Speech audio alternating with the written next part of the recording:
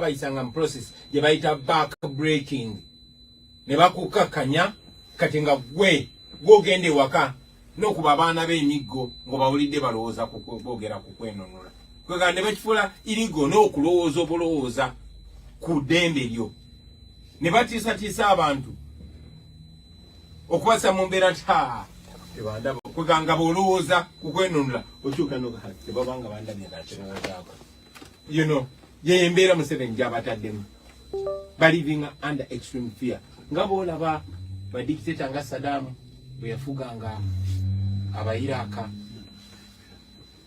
ngaba Mussolini nga Hitler bwe yafuganga abantu be nga kati ono afuga North Korea Kim Jong-un nga bw'abafuga ye Museveni embeera gy'abatutaddemu ate bulijjo ngamba nnyo abasirikale abali mu poliisi n'abali mu magye kimwe mu kyatusuuziza ffe nga Uganda twekola moddo omulimu sinzira wano nga mbagamba abo abantu tusobola okubajjako eyo famire tusobola ogiwunzika. Mr. President wangi tujja kuba tufuna ebibuuzo bitono nnyo nga tumaliza naye waliwo ababuuza ne bagamba nti are you going back, what is next? Nzirayo waffe esebo kati sinabababuulira naye nagamba nti newankubadde nadduka kutaasa bulamu neera missoni yange eggwera Uganda. Final destination Kampala, Uganda. Is Uganda. Yes. So what is your message to three categories of people? Yes. So what is your message to three categories of people? What is your message to Ugandans at home about the future of the struggle and the movement? What is your message to the international community? And what's your message to the Ugandans in the diaspora? Those three categories. Yes, sir. To the Ugandans back at home, we are on course. Freedom is on sight. It gets worse before it gets better. Tetuli we tulina kubeera naye we twali si we tuli. Already twagenda mu kulonda kwa 2021 nga munanga abantu tebali politicized kimala nga tebali sensitized bangi bali tebamanyi na government we functioning oba we bakwatirako nga tebamanyi nti bana abantu abatufuga tebalina kuba bafuzi baffe balina kuba bakozi baffe baweereza baffe kiri clear ndi kati after 2021 tocha ani abakikirira obumberwa ekyo kye kiba kisinga okubeera ekyobugagga tebana Uganda bafuuka ba citizens kati a citizen is somebody awakened so bali awakened. Step eyokubiri yali ya 2026 newankubadde bali sensitized naye bali divided. Okay, tumanyi bwe tukulemberwa naye kasitanza oli aliyo muganda munnange kale batufuga obi naye kasita aliyo munyankole munnange manyi omuganda bwanajja ate bayinza otuyisa obi ffenna tutambulira okwo tewali wanjawulo nange kenyini akulembeddemu bendera eno yetugatta mwana tu Katonda yatuwa omukisa bannayuganda bafuna obubaka bannayuganda bali united oba oli Koboko oba oli Nebbi oba oli Achuli oba oli Lango oba oli Busoga Bugisu Ankole byonna bannayuganda beerabanga bannayuganda.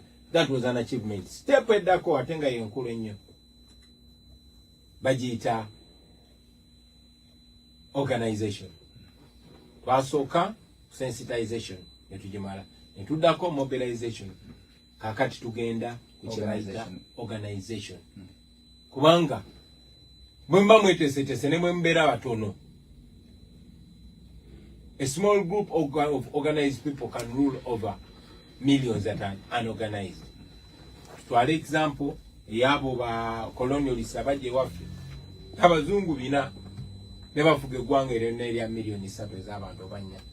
So ekyo kye tulina okukola organize kwekolamu mulimu mu ngeri ez'enjawulo okuzimba gaali zaffe tubeere set tutuuke bwe tuba tulina okukola ekintu kyonna okwenunula nga tukikola ng'eggwanga ate nga tujja kikola twetaaga kwebuildingamu critical mass. Obubaka bwange eri bannayuganda n'obalaga obajjukiza nti omulimu gwe tuliko eno gw'amaanyi era bye tukola eno byonna bifiidinga mu struggle yaffe era mbakakasa bwe temuweddemu maanyi ngera bwe mutagaweddemu tugenda kuwangula eggwanga lyaffe lijafuna emirembe tujja ddiberamu nga buli omu yenkanankana ne munne nga tulyeyagaliramu. It's just a matter of time.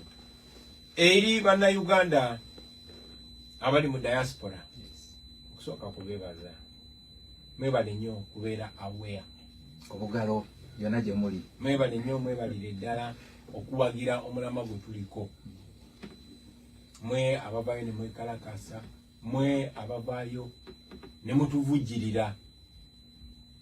Gavumenti ya dictator yasalako sente zonna NUP zalefu naye twagenda mu campaign eyo ne tukampaininga ennaku 112 every day nga tetubuliddwa amafuta. Mwebale nnyo mwebale kusupportinga bakomrade ababa banyigiriziddwa abayisiddwa obubi abali mu makomera mwe mubalabirira abeetaaga okusasulira bbeeri muzisasula abo abali mu malwaliro mwe mubajjanjaba. Waliwo n'abamu be mujjayo ne muleeta eno kati waliwo omuganda waffe gwe bayita Luzige Masudi bamukuba amasasi 3 mu mutwe nga bamanyi ekyasi kye bakuba ono ku mutwe kyali kirina kuba nze ne bamukuba akawanga ne bakasesebbula nali ndabye ku bwongo bw'oyo omusajja. Katonda ndoza yayagala tulaga maanyi ge. Ashirafu Kasirye nawona Ashirafu Kasirye twasobola oluba baweese lupya addewo tulina okukkiriza nti ajja kuddawo. Bano abantu abali eno Katonda abakozesa kulaga maanyi ge neera ng'ayita mu mmwe aba diaspora. Omanyi nze nakula ne maama naye maama yaŋŋamba God can only do for you what he can do through you or through his people. Katonda akolera mu bantu be. So Katonda abakozesezza okutuyimiriza. Omwebale n'abo be murisiivinga bano bakapalaga bajja nga banoonyi ba budamu badduka buddusi mu ggwanga olw'okubayigga naye ne muba welcominga.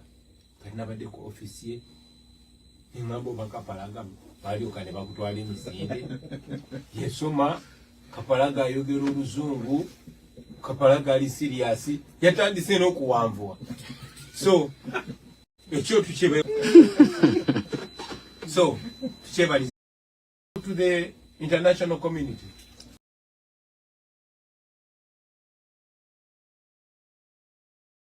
Ourselves and we shall free ourselves. We are not asking you to come and help us. We are not asking for your akabuza akasooka. On a lighter note, what makes you happy these days? What makes me happy? Yes. Am I happy? But what makes me happy is the fact that I'm alive. The fact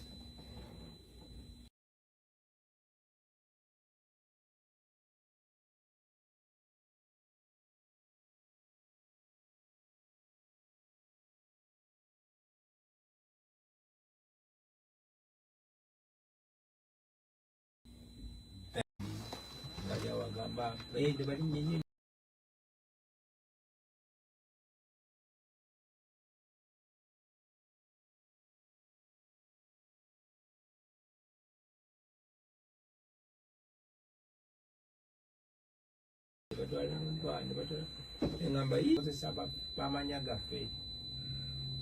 akozesa bamanya gaffe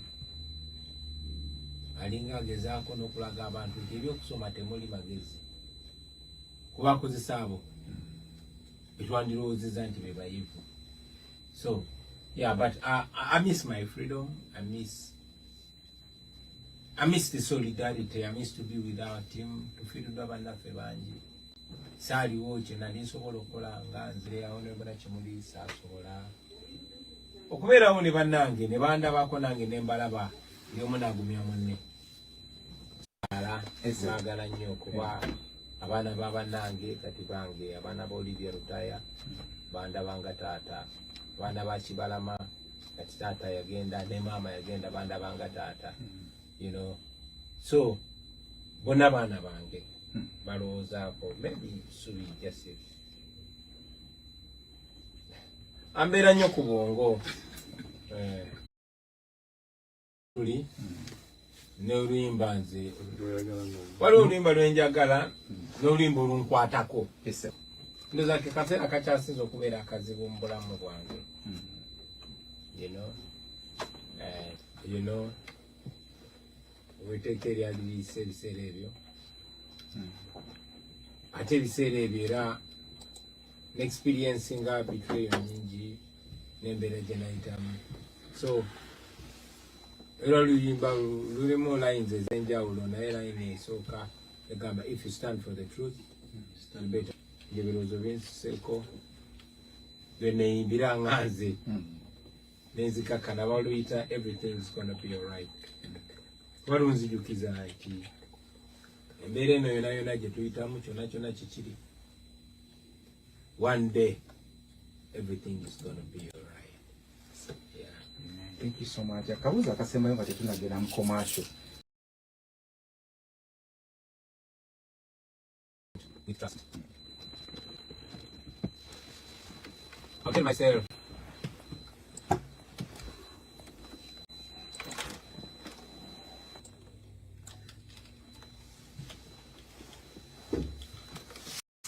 Yeah. Nakasembayo, Mr. President. If given a chance, would you choose? If I could. Of course, I would be more careful. There's so much that I've had to learn the hard way. You know.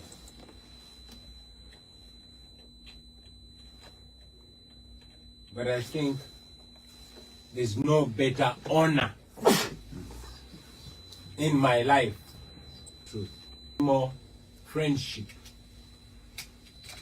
than I've experienced.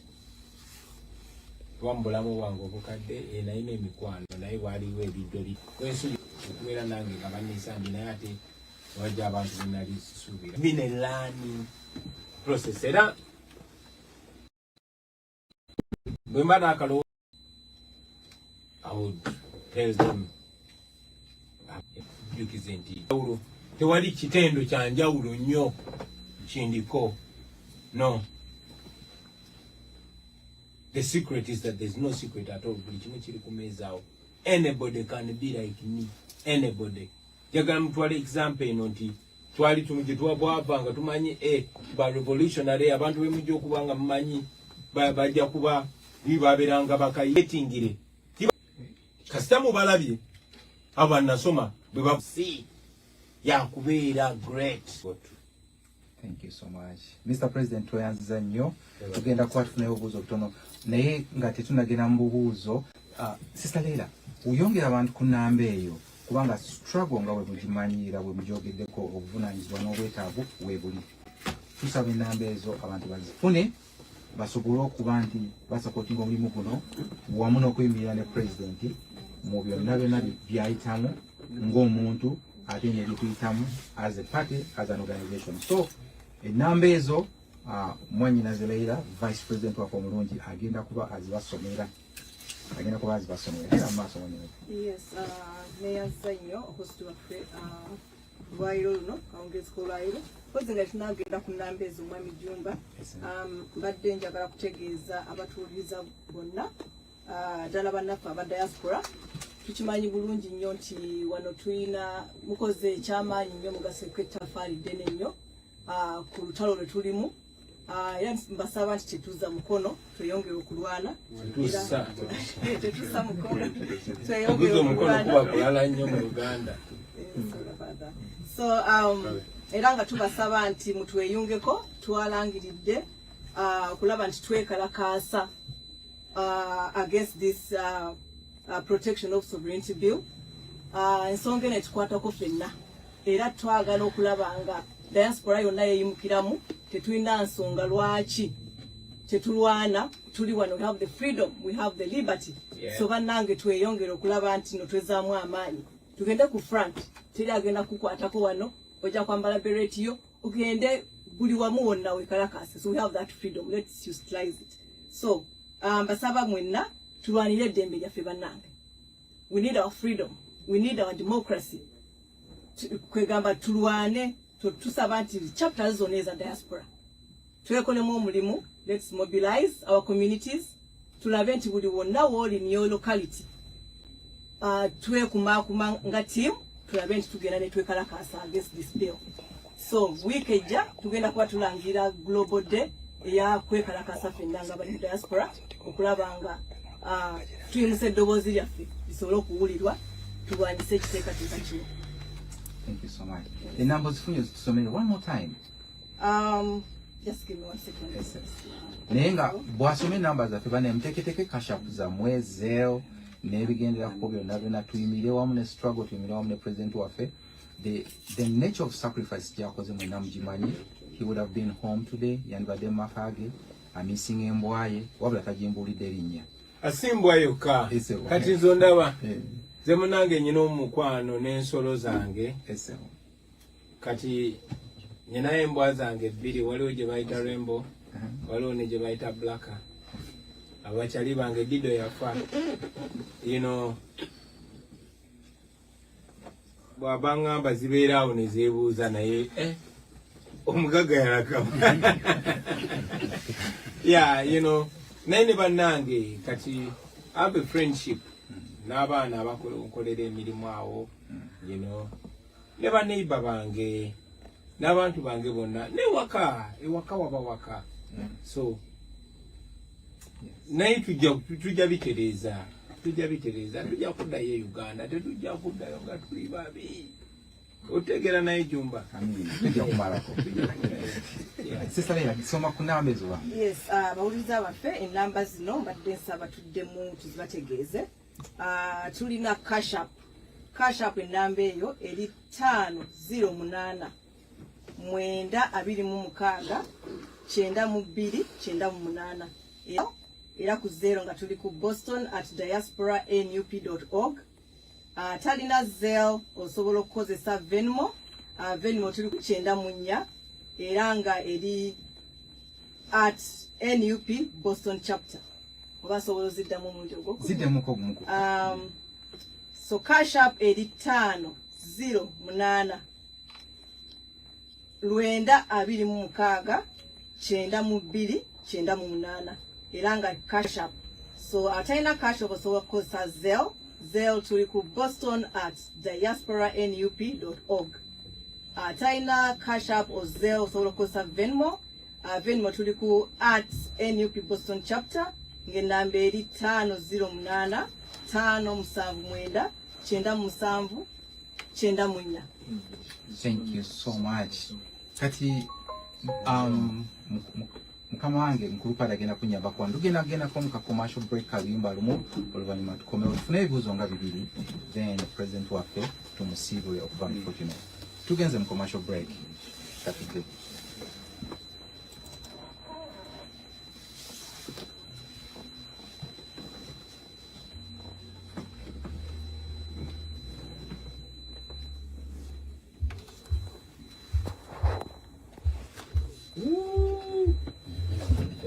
Nekati tutogamu mututimaye.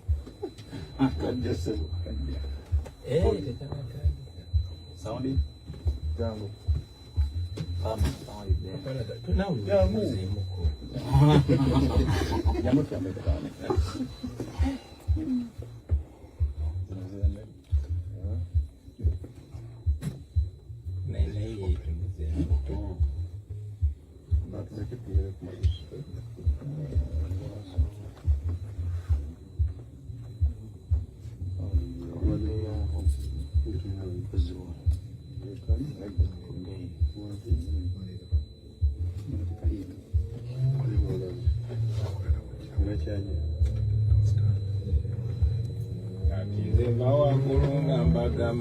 Uganda ebyayo byo byafunda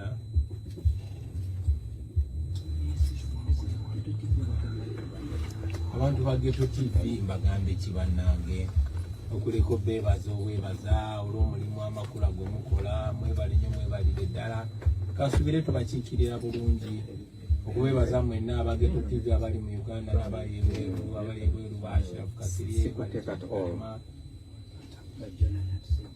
Bajona ambadde mu diaspora diaspora bakasiri bakalema abali mu Uganda bamugenyi bajonani maswabula w'omukisa mwebale nnyo mwebalire ddala omulimu gwe mukola kyenange situdde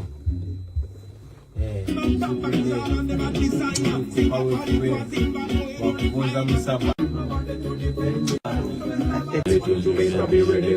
nyabo tuliona tenga tugenda okukumpira program yaffe eno talk show yaffe atukyaliza omukulembeze waffe honorable Robert Kyagulanyi Ssentamu amanyiganga Bobi Wine yatugambye nti mubanda wa Kabaka alina n'eddala lyayogedde naye nno lyerabidde enamba yaffe ey'essimu tugenda kufunayo ebibuuzo nga bibiri eri 781-314-6944 esawa yona osobola okuba essimu ebikumi nedda mukama wange 2 questions sikatonoti tugenda kufunayo 2 questions so anytime kuba essimu eyo 781-314-6944 president yanukula ekibuuzo kyo ojja tubuulira erinnya lyo ne gy'ova n'ekibuuzo kyo just stick to the question sobola okuba nti tumuzeeka awumulemu. It's been a long day for him kyekyo bafannange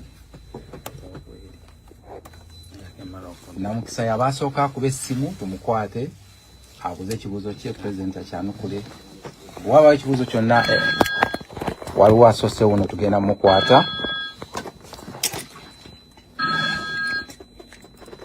Hello, this is Radio Uganda, Boston. Amanya Nejova Nechibuzo. Oh my God! This is exciting. Okay. Sure. Just your name. Thank you. My name is Ageno. Thank you so much for all you've done. Thank you for teaching, for spreading the word in unity and integrity as a whole. With watching what's been going on in Uganda, my level of pacifism is getting a little bit weaker. So I wondered, and you did talk about organization, that now your focus is organization.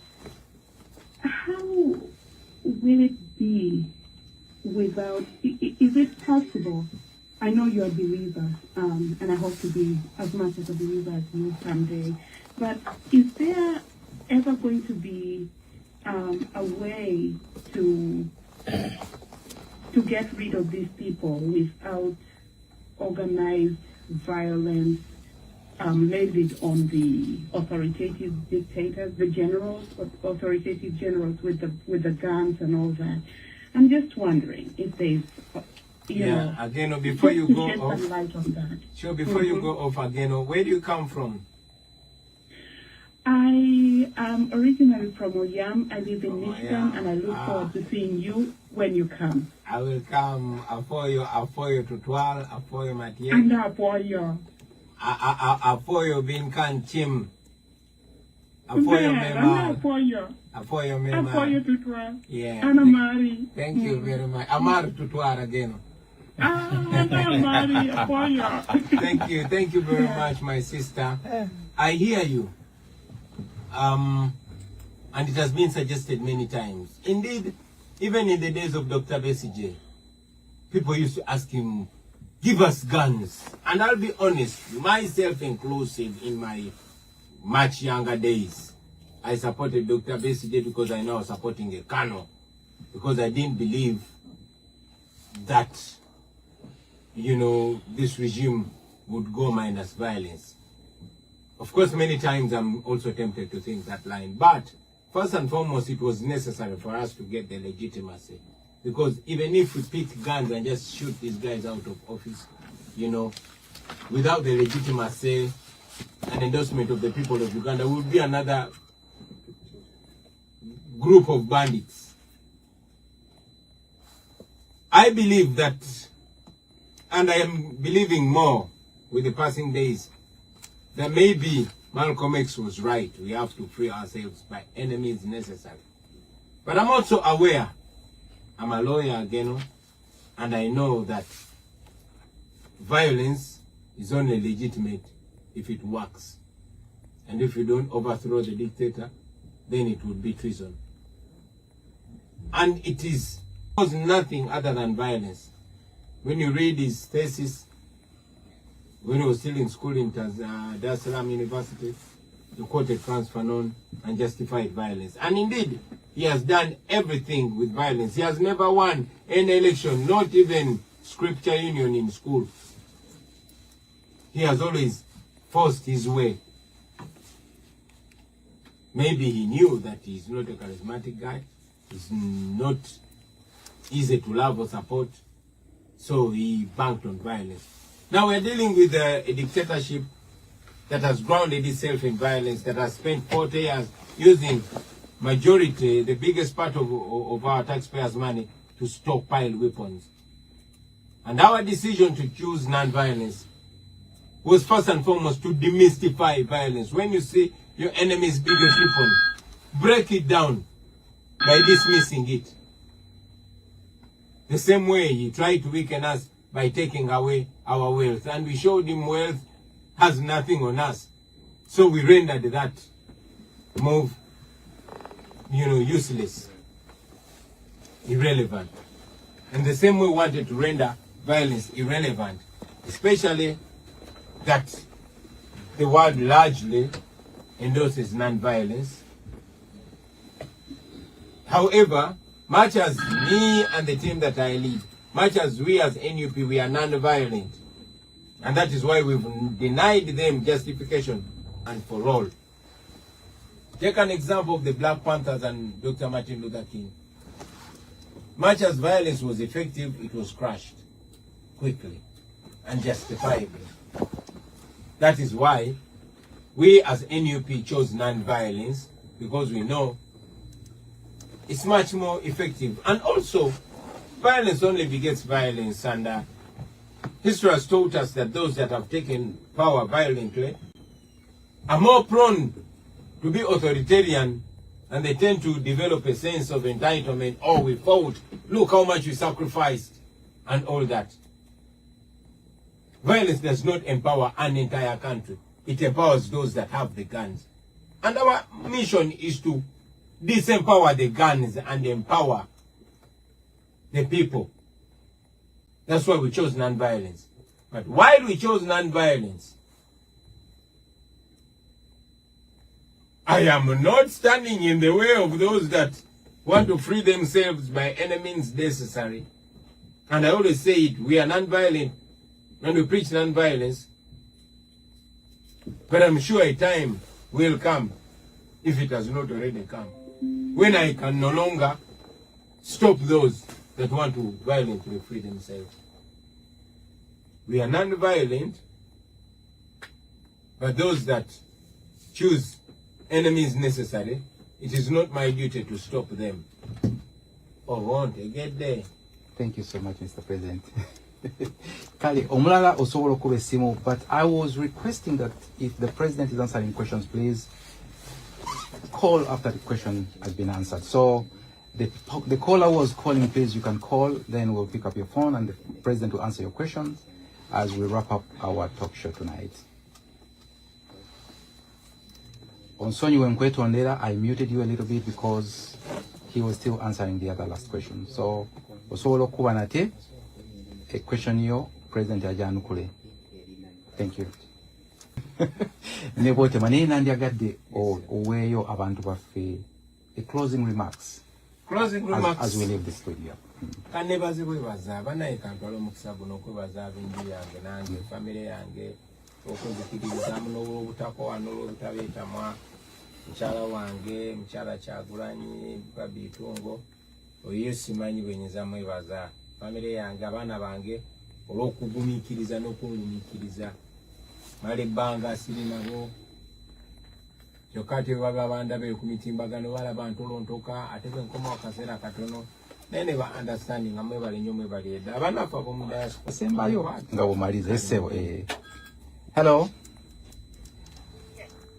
Yes, your name and where you're coming from, and the President will answer your question. And this is the last question. Go ahead. Thank you.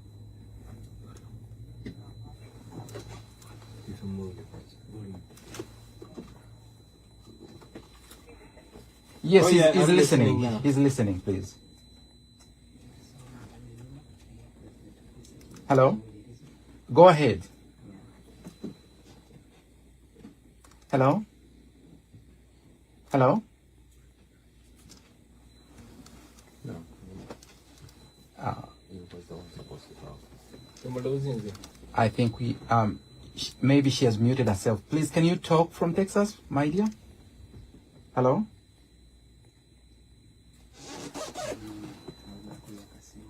Okay. Unfortunately, we've lost her.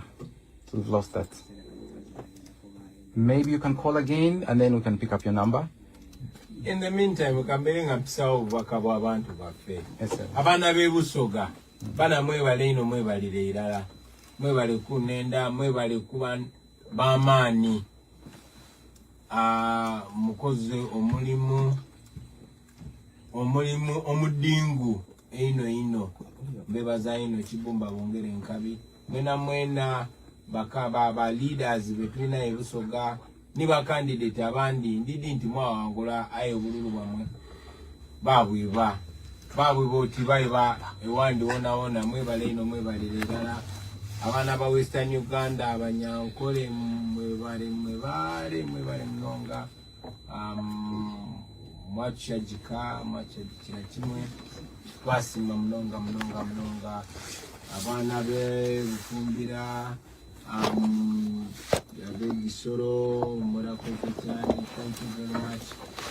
Abana be Uganda, Masina na bigambo kubanga mwe sizo kutugunyizibwa mwe sizo kuwandibwa nemo yimiridde okumusayi kwenyini mukola eriye yabajjajja na nibulungi nnyo nti historically waffe munange wabadde nga abantu bebakozesa ekyennaku ffe tubalina bangi n'abatwerimbikamu nga baganda manya naye mubaddewo mwebale temujjanga okwo mubeere bagumu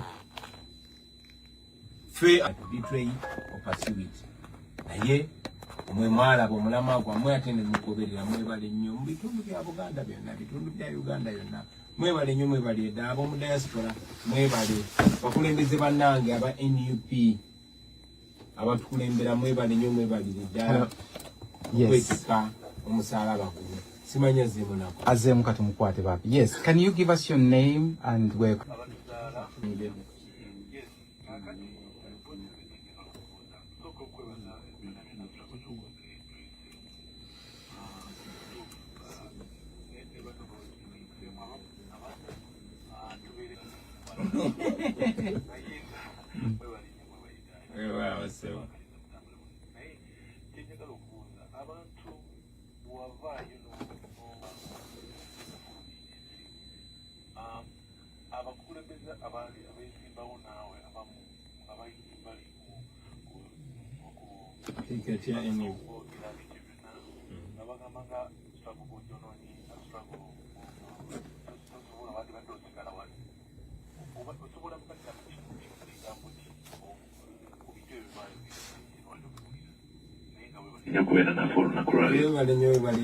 Abagamba nti struggle na jonona olukola kyenakola bebamu abagamba struggle na jonona benagiretamu abayaye bagamba twalina bajentomani n'agenda n'aleeta omuyeye nga balinga abagamba nti ogwo omuyeye tegwalina buyinza kumanya kigenda mu maaso tusasula omusolo wa boda asasula omusolo mutunzi w'ennyanya asasula omusolo n'omulala bebamu abagamba ate wandi esimbyewo kwegamba waliwo tulinayo ba fault finder nga bo bakunoonyako kikyamu omulimu gwaffe kola bo barespondinge mu nsi mulimu abantu ebika bisatu waliwo abo abakola ebintu waliwo abo mu mulimu gwabwe kwanalizinga na commentinga waliwo n'abatamanyi kigenda mu maaso so ffe twasalawo okubeera abo abakola ebintu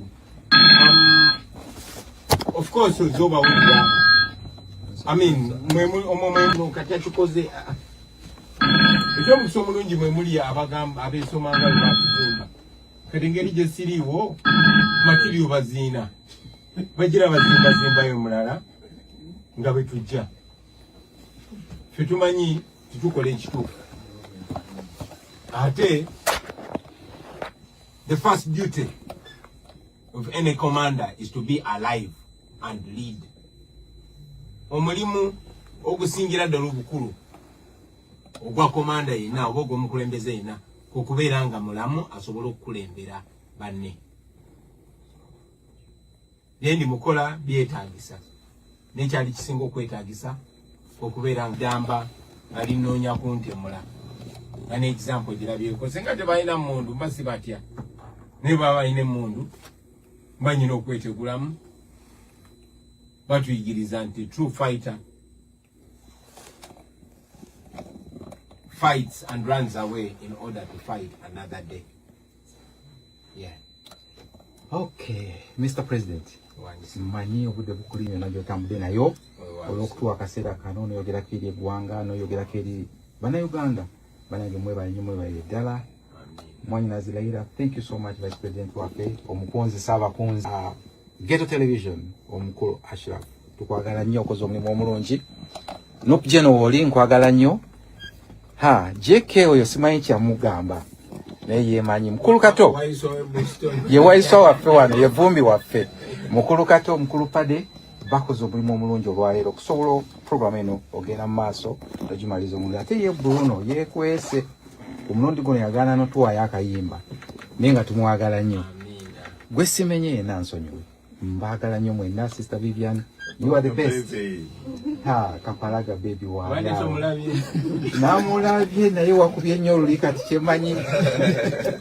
Naye akomyewo gyali mu. Stand up Kapalaga. Banange mwebale nnyo mwebale ddala. Our community in Boston, we are internally grateful for you and we beseech you to please, the numbers my sisters read to you, go ahead, support the struggle, support our Tubagayada. Naye kampe mwanyinazi Leila afundikino.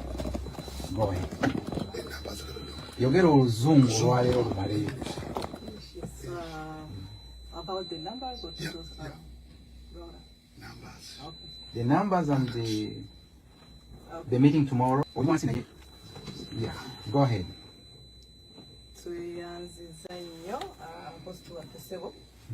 Thank you so much, Radio Uganda Boston. To Kakisakino, Akano, Kogeko, Nebandafe, abafungiza bonna banakyukakyuka. Era nga buli omu ettaffaali lyateeka ku struggle. Kintu kikulu nnyo. Tulina okumanya nti nno tuli mu revolution. Era bwe twali tugenda mu campaign eno nga nkomawo nnyo omu ku mikwano gyange ennyo muwala wange Suuli naye apaintinga kati alina akabaluwa ke yampandikira n'abajja n'akabaasa n'akateekamu akabaluwa ako nkabikoddiya taata nga the statement emu never give up towanikanga yours Suuli. So ekyo okumanya nti n'omwana asinga obuto mu baana bange naye amanyi ensonga kwe tuli era ayimirira naffe ekyo munnange kintambuza nnyo kimpa amaanyi. Mikwano egimu giyimiridde naffe egimu gyatya eŋŋanda ezimu ziyimiridde naffe ezimu zaatya naye nga tukyagenda maaso. Thank you Mr. President. Nga tetunabagendako mu bulango ngenda kubuuzayo akabuuzo kamu naye nga sinnakakubuuza ogenze noga nti taata yabakubanga emigo obutanaaba wali ng'oyagala nnyo okunaaba mu buto? Ebintu by'okunaaba ebyo tebyali nnyo bintu byange naaba kintu siba nekulukula mu ttaka kubanga abaana abalenzi abasinga emiggo giva ku butaagala kunaaba era oluusi baabaza okusanga kusawa nanaabanga yesi naye njera sisinzi yayagalanga ennyo okunaaba naye zeno nayagalanga muka katono naye nyina muto wange Banjo ye nga tayagalira ddala. Ate omulala gwe saagala kwogerako yali ayagala okunaaba mukambwe kambwe naye singa tetuli ku radio nandikuwulidde amazima ati naye yali tayagala kunaaba naye kankyereko ekyo natokyogedde sijja kyogedde. Mr. President, yes, sir. This is a much more personal question. Yes, sir. Question you have endured a lot physically. Emirimu gyo gyona gyona gisanyaladde. Looking back, do you have any regret having entered politics? Nekisembayo, what keeps you going?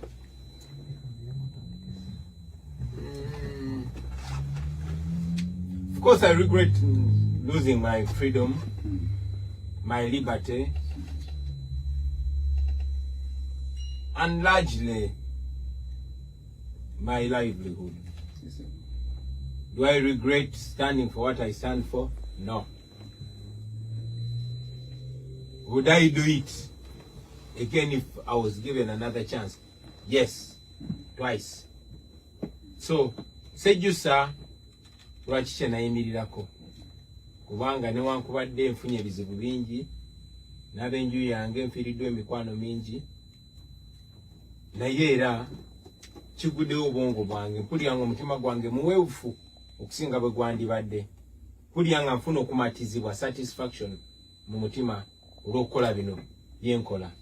Ate mwana wattu nno, yes, baali banjagala abantu, naye nfunye omukwano mungi nnyo ebiseera bino gy'obeera mu mbeera awo naye abantu tebanzikiriza na kwenyamira, tebanzikiriza na kubeera mu mbeera eno. Wogenda kati for example bakimazeeko luli twagenda okusaba mu basiraamu, tugenze kusaba era buba ogenda okusaba kabba olinayo awo sente olina $10 5 wa 2 tenawaayo mu kyaki, you know, no ugenda mu kyaki nga gwogenza okuwaayo, nogenda muzikiri gwogenza okuwaayo, naye ate mumala okusaba atulaba bakuwaliisa ebbaasa waaye sinogenda zikuyambe n'abaana. Wow, nogenda okukola nnyo kyekyo, of course ng'obwetaavu obuyina, naye that kind of love tosobola kipima ku kintu kirala kyonna kyonna. So sibeeraawo ne nnakuwala, sibeeraawo ne mbeera mu birowoozo neŋŋamba mukama kino okay kayinza okujja naye kati nze yokka siina budde bwennyamira kuba abantu tebampadde budde bwennyamira. Kati ekyo sente tezisobola kigula, nedda. Omukwano oguva mu baana abato ba bebi ab'emyaka gyaffe ne bali bakinvinvi, ekyo I think it's the biggest and best reward. So ekyanzigibwako kitono nnyo nnyo nnyo, ate mutima gwange okujjuzibwa kwekufunye era nkakasa love eyo n'abantu bange bagifiiringa ewaka era kyekitukirinze nga tuli strong. Mr. President, nga tetunakenda mu bintu birala biri extremely key. Mama Solomon nalabye wazze naye era twamusinkana. How is she doing? Ali atya? She's alive. She's alive. She's okay. Yeah. Of course, yali very traumatized. Kuba ndoza mkyala wange namono namwagala nnyo, mwanye ekitiibwa n'abantu bamuwa ekitiibwa, ate naye afubye okwekalinga ngera abantu bamutwala. So ne bamukuba, ne bamwambula, ne bamuvoola. It was beyond. Ate ne beewaana mutabani wa Museveni eyo Muhoozi mwamulaba wateekayo ebifaananyi ebya mukyala wange nga bamufogaza bamutadde bamutuuziza, naye Katonda w'amaanyi munnange buli kibadde kigenda mu maaso. I mean to recovering with time. So we are healing, we are recovering. Naze naye era yasanyuse nnyo newankubadde kati ate yagenze abeereko n'abaana, ate nange nkwasaganya emirimu gye nkwasaganya then tumanyi tukwatagane, naye ali strong, ali solid. Era yayogeddeko eri abantu e Boston n'abagamba nze ndigumite. Yeah. Tweyanziza nnyo Mr. President, tugendaginamuko mu ka break katonotono naye nga tukomawo. At the end of this interview, tujja kufunayo ebibuuzo ebitono ennyo nga essimu yaffe eri 781-314-6944. So tujja kufunayoko ebibuuzo at the end of the interview, naye ku kasaawa eno kansabe munanga ali mu byuma atutwaleko mu bulango. Naye ka break katonotono.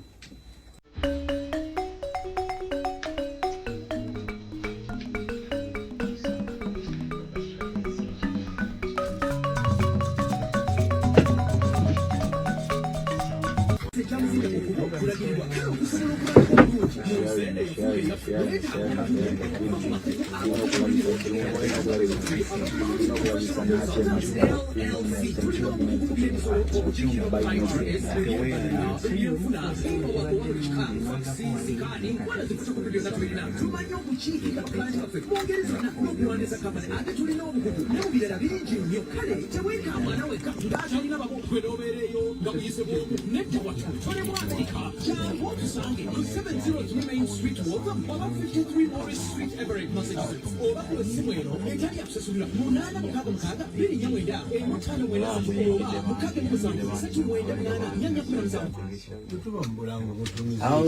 Hello, basebo ne banyabo tukubyewo nate.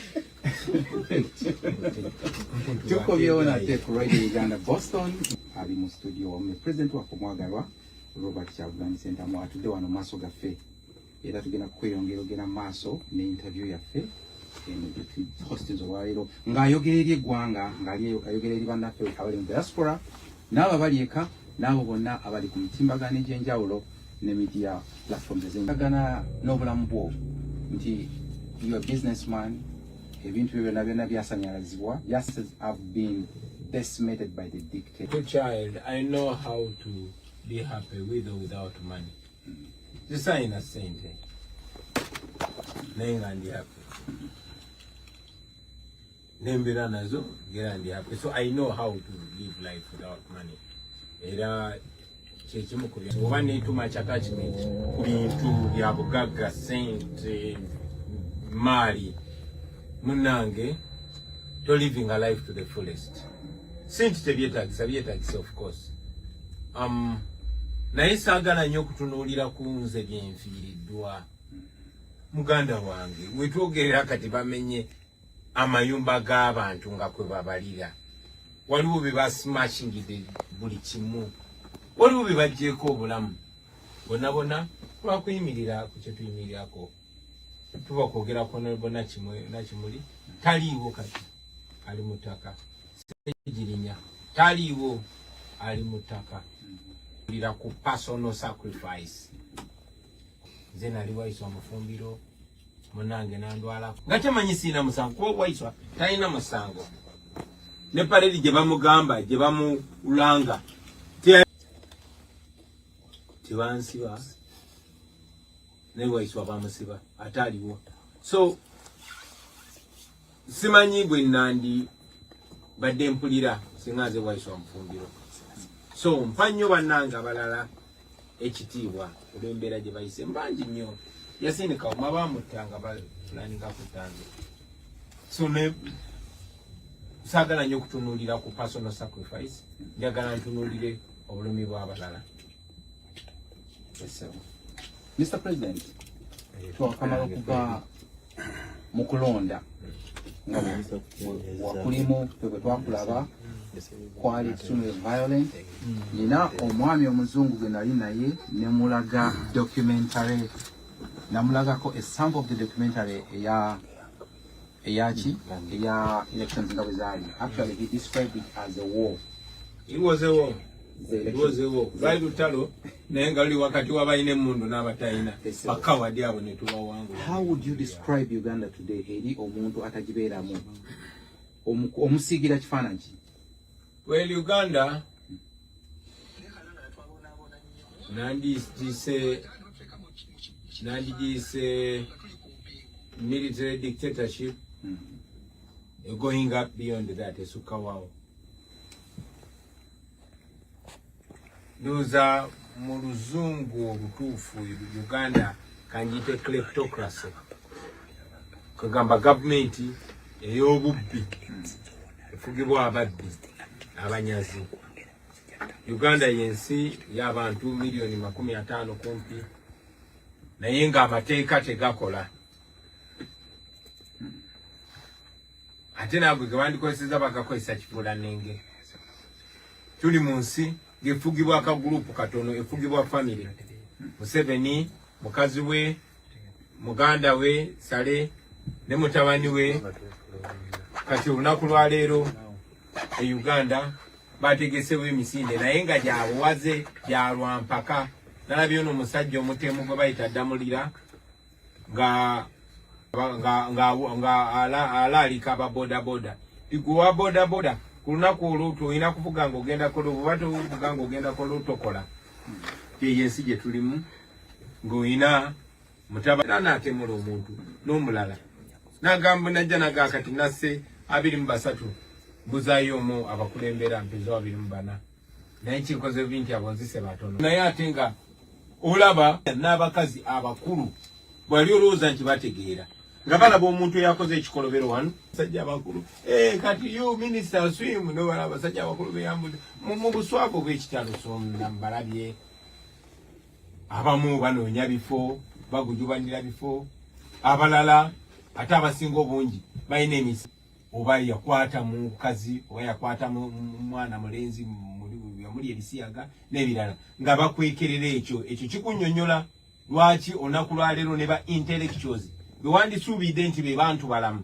be bandivuddeyo ne babeera voices n'agamba sifaayo kusoma kwange sifaayo ku kitiibwa kye babadde bampa kankole kino tekyewuunyisa tinakulira Church of Uganda naye yavuddeyo n'agamba muve ku byabaluumu muve ku bituufu nesigenda kwogera amazima kuba nange nyina family kwegamba akimanyi nti bw'oyogera amazima mu Uganda bakutta nofuna bulungi najja be bennyini batukuzizza nga batuwa examples tukuza olulimi olunaku lwa janani luumu kuba janani luumu tumulaba nga hiro yayogera amazima n'agamba amini amazima ne bamutta naye ne batugamba tine boofa kubanga n'ebyawandiikibwa bibatusomera bigamba beesimye ababafa naye ne bafiira ku mazima kubanga obwakabaka obw'omukulu bulibeera bwabwe naye kati babikyusizza bagamba temugoberera luumu kubanga baamutta batukuze batugamba mberema amazima n'amazima gali bafuula b'eddembe kati babikyusa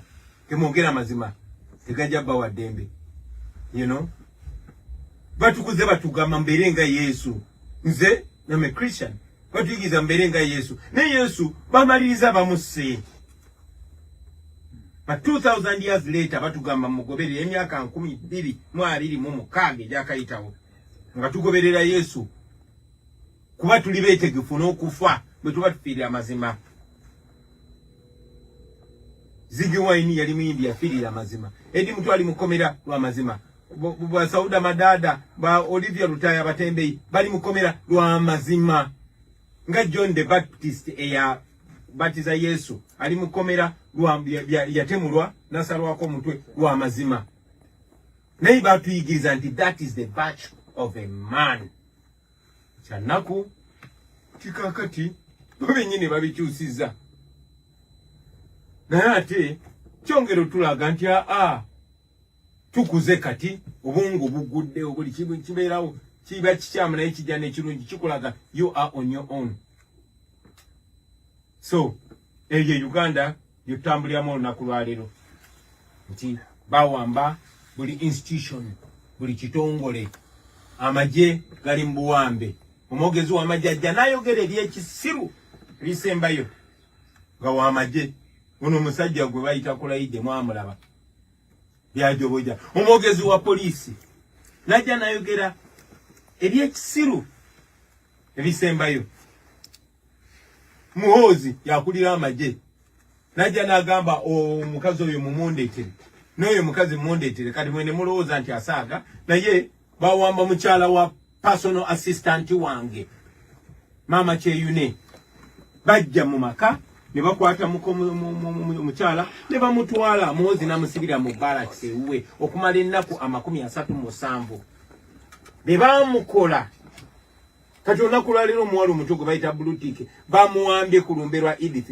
All this is happening in a country erina baminister erina interreligious council akakiiko akagatta abakulembeze ab'enzikiriza bakitaffe mu Katonda bakwate kuba mu bumenyi bw'amateeka nga mbadde presidential candidate ne banumbe waka ne bajja ne okujja waka nga bazze kuwoninga mukyala wange why bawa ayagala okujjako government nabeera playing with them tewayitawo saawa 24 tewayitawo na saawa 12 ne balumbe waka mu ntebe zennyini ze baali batuddemu ne batandinga waka upside down ne baweebuula mukyala wange siwulirangako ddoboozi lyonna so yeeyo Uganda gye tulimu njogera ebigambo bino kuba nkyasobola okubyogera akamwa kakyeggula kuba Mukama yambikako akasubi n'ensima tukabatemu naye nga bannange bangi babatemula abalala babuzibwawo tebakyalabika. So mwe abasoma ebyafaayo mu myaka gy'ensambo ku mulembe gwa Idi Amin ebyo byali biwero kakati bakikola weruli bakibikirira kubanga wakyaliwo ne argument olunaku lwaleero bw'ogenda era njagala nnyo mwe muli mu America n'abeetolodde ensi yonna mugende munoonye facts zino kwe ziri. Waliwo omwami bamuyita Hussein Lumumba Amin yaleeta narrative eyo ne tugenda ne tunoonyereza. Bw'osoma ekitabo kya Yoweri Museveni kye bayita Sowing the Mustard Seed, waliwo emmotoka yali enamba enaasigijjukira naye Museveni yagiwandiikako yeyo emmotoka gye yalimu ku lunaku olwo lwe baalumba amagye ga gavumenti bwe gaabalumba mu 72 embaba eyewitnesses baalaba emmotoka eyo ng'ewamba omugenzi Ben Kiwanuka ne bamutwala n'abula. Kikulaga kyekyo nti Museveni n'abayeekera be abafronasa be baali baatandika okuva edda nedda okuwamba abantu kubanga ekiwamba abantu nga bwe kyali mu mulembe gwa Amini bwe kiri ne kati. Anyway, kisobola okwogera olunaku lulamba ku mbeera yayo. Ogenze n'omenya abaana ababadde abducted bangi nnyo bawambiddwa abakyala abavubuka bato n'ababuzibwa abala bagenda myaka 5. Is there any mechanism, both international and legal, that is being taken okulaba nti that is addressed? What can be done? A lot can be done. Yes, sir. First, emirimu gyaffe ekisinga empenda ejja mu mbeera eyo. So, nafuna omukisa n'envaayo n'enzira ku international stage. Tumanyi bulungi nnyo nti agaakulaakulana America n'amalala. Era yeeyuka weefube ke kasitoke tubataddeko twagala bateeke natti ku gavumenti ya Uganda. Lwaki njogera bwe ntyo? Munnange bino bye tukola si bya kwewusa. Ojja kujjukira mu neena bayise etteeka ly'ebisiyaga. Amawanga gano kyokka ng'eriteeka linyiga abo abalina ogwo omuze. Naye amawanga gano gaateekawo embeera ne gasalako Uganda obuyambi ne atakwabo. Naye ate kati ettemu erikolebwa ku nsi yonna. Kitegeeza nti gano amawanga bwe gaba gasazeewo ti tetugenda kuwagira temu ligenda maaso mu Uganda. Tetugenda kuwagira kiwamba abantu kigenda maaso mu Uganda. Tetugenda kuwagira kufutyanka dobozi ly'abantu gwe baba balonze ne muleeta omulala mu Uganda. Kisoboka. Naye tekijja buzi. Njagala obajjukiza nti gano amawanga ge gabaddenga gawagira wa dictator Amini ba Israeli be bamuleeta mu buyinza bamala kwekyanga naye ne bamuvaamu. Buli mwaka baaddenga bamuwa $1 billion. Si $1 million. $1 billion. Kolagana amagye ga Uganda, Somalia n'ebirala ebifaanana bwe bityo. Naye kikyengezaako okutegeeza nti akasuwa aka Museveni akamukwatidde mu buyinza kava Amerika, kava Bungereza, kava mu European Union. Kati eno gyendi omulimu gwendiko okumusekeeterera si kirumamu, kumuvunza na kuvunza kigavumenti kye nga ntuukirira abana abasajja abamukumidde mu buyinza nga mbagamba mmwe Abamerika mmwe mututta bagamba tetubatatutya mmwe musasula omutemu atutta. Ate si kigamba Abamerika bokka b'e Washington abakubbiri Amerika babuza tukole ki nga mbagamba mugambe gavumenti yammwe erekeraawo okusupportinga dictator ali e Uganda ne ba dictator mu Africa ne okusingira ddala dictator ali e Uganda. Mulekeraawo okuwagira Museveni atemula abantu baffe ate n'akyewaniramu. Mulekeraawo okuwagira Museveni awamba abantu na alinyirira democracy. Lwaki tukola bwe tutyo? Kambazeeyo kemabega mu early 90s. Omanyi nti ne Nelson Mandela wadde yali freedom fighter. Naye munnange gavumenti y'Ebungereza nga yamuteekako laama nti oyo terrorist. Naye paka documentary bwe yafuluma eno mu America nga kwotadde n'aba South Africa n'aba Africans abalala abakola solidarity ne babeera nga beekalakasa ku street nga bavumirira obufuzi obw'ekikabbulu oba obwa apartheid obwali mu South Africa. America, gavumenti ya America yatuuka ku kisenge negamba omanyi ki gavumenti ya apartheid ddala si ntuufu. Be baali bagivujjira ne batuuka ekisa ne bagamba si ntuufu. Era gavumenti ya America bwe yalekerawo okuwagira gavumenti ya olazeeko nabadde New York, kati ndi Boston, enkya ngenda Washington, oluddako ngende Michigan. Njagala okukozesa guno mukisa okutuuka buli wamu batemu mwe mutta abantu. Singa abantu b'e Rwanda bakiina mu biseera bya genocide oba oliawo genocide teyandibaddewo. So keeka akazito ke twagala okuteeka ku gavumenti zino ezikolagana ekyemalira. Okusooka twagala babasaliko obuvujjirizi obwo kubanga budget yaffe eye Uganda eri funded musende ze bajeno ze bewola nga bazewola mu manya gaffe mu manya g'abaana baffe ng'omwana wo n'omuzukulu oba oli awo omwana wo ebbanja lyetuyina nga Uganda eryewolebwa abana abasajja nga bazibba bubi bazigulamu bizimbe n'obulaaya kigenda tutwalira emyaka 94 okuzisasula bwe banalekera twagala balekerawo okuvujjirira oyo namukadde tulyoke mutumwangange atuwulire. Mr. President, tujja kuba tugendako mu kabreak katono naye kandeka ekibuuzo kino nga kikwatagana ne Parliament ya Uganda nti olwaleero eni Parliament Honorable Senyonyi, how are you working with them? Webale nnyo. Yeah. Lubunguya yawangula ku buli polling abala niyo nayo emirimu eyo abantu nga ataddewo bisiikiringe naye abakulembeze bwe tulina mbwesiga mbukiririzaamu era nabo bagira nti olukiiko olufu ku bill aleta bwe yalaba nga Dr. Besigye akuŋŋaanya abantu bangi nnyo ne bagamba tukikoze kityo kino ne baleetayo etteeka ne bayita public order management bwe bageza ne bakuŋŋaana abataano nga bali abantu babaziza omusango tekirina buzibu basobola okuŋŋaana emitwalo 5 baba bakuŋŋaanye kuzina sunda paka wansi na kunywa kibbiya tewali buzibu. Era bya Uganda bya maaso muba muziza omusango era okuŋŋaana abantu bataano mulina okufuna olukusa okuva wa so baze bakola bwe batyo Facebook bwe yajja basooka nonda twali ne bano bakapalaga ku campaign eyo bagamba Facebook social media ile sokozo ne bagiteekako omusolo neera baagwa nakyo eventually kakati ne baleeta TikTok abantu abamu babalemesa okukozesa okuŋŋaana naye Katonda agenza aleeta ekyokudamu at every time. You know, Bannayuganda ne batandika okukozesa social media. Museveni n'afuna abakozesa abali mu ffe abalina amanya gaffe ne baleeta ekiteeka